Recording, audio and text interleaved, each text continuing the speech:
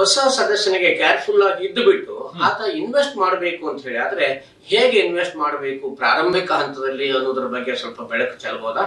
Financial planning correct ಆಗಿ ಮಾಡಬೇಕು. ಗೋಲ್ planning ಮಾಡಬೇಕು. ಗೋಲ್ ಪ್ಲಾನಿಂಗ್ 21 ವರ್ಷದವನಿಗೆ ಬೇರೆ, 25-26 ವರ್ಷದವನಿಗೆ ಬೇರೆ ಇರ್ತದೆ. ಕರೆಕ್ಟ್ ಅಲ್ವಾ?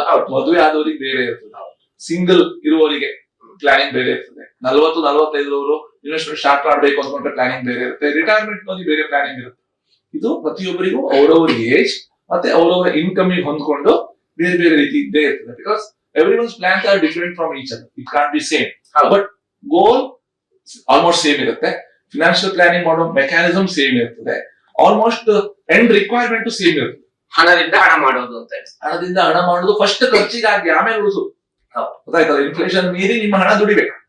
ಅದಕ್ಕೋಸ್ಕರ ಒಂದು ಕನ್ಸಲ್ಟೆಂಟ್ ಅನ್ನ ಕಾಂಟ್ಯಾಕ್ಟ್ ಮಾಡಿ, ಎಕ್ಸ್ಪರ್ಟ್ ಅನ್ನ ಕಾಂಟ್ಯಾಕ್ಟ್ ಮಾಡಿ, ಖರ್ಚುಗಳನ್ನ ಕಡಿಮೆ ಇಟ್ಕೊಳ್ಳಿ, ಬಜೆಟಿಂಗ್ ಕರೆಕ್ಟ್ ಆಗಿ ಮಾಡಿ, ನಿಮ್ಮ ರಿಕ್ವೈರ್ಮೆಂಟ್ಸ್ ಅನ್ನ ಅವರಿಗೆ ಎಕ್ಸ್ಪ್ಲೈನ್ ಮಾಡಿ, ಅವ್ರ ಹತ್ರ ಕರೆಕ್ಟ್ ಆಗಿ ಪ್ಲಾನಿಂಗ್ ತಗೊಳ್ಳಿ. ಮತ್ತೊಂದ್ಸಲ ನೀವು ಆನ್ಲೈನ್ ಹೋಗಿ ಓದಿ.